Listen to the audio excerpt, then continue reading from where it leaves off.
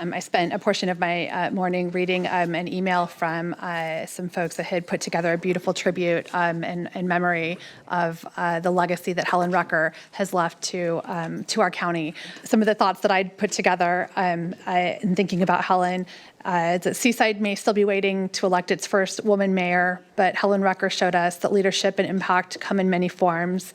She didn't just live through history, she shaped a more just future for all of us. Born in segregated Louisiana 93 years ago, Helen Recker overcame discrimination that tried to limit her access to education and opportunity.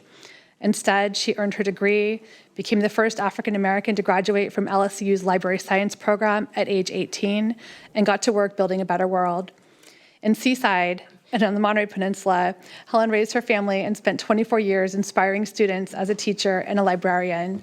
She served her community as a city council member, as mayor pro tem, as a school board trustee, and as president of the Monterey County NAACP, always ensuring that the doors she opened stayed open for others. I knew Helen as a relentless believer in democracy. We met many times in her voter education center, where she worked to ensure that every resident could participate fully in active life.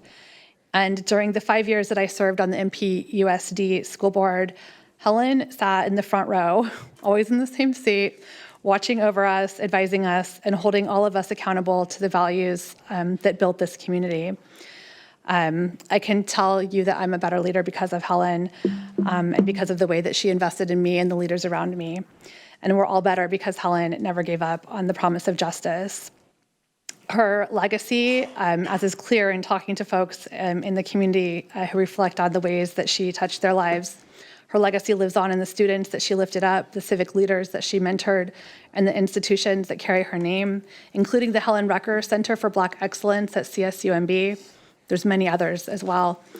So as we adjourn at this meeting in honor and in celebration of the incredible life that Helen Recker lived, may we continue the work that she dedicated her life to, ensuring that every child has access to opportunity, every voice is valued, and every community is seen. My heart is with Helen's family, with Denise, with her son, and all who loved her. And may we continue to rise to meet the moment that Helen showed us is possible, even when times are dark. So in honor and memory of Helen Recker, thank you for the opportunity to adjourn this meeting.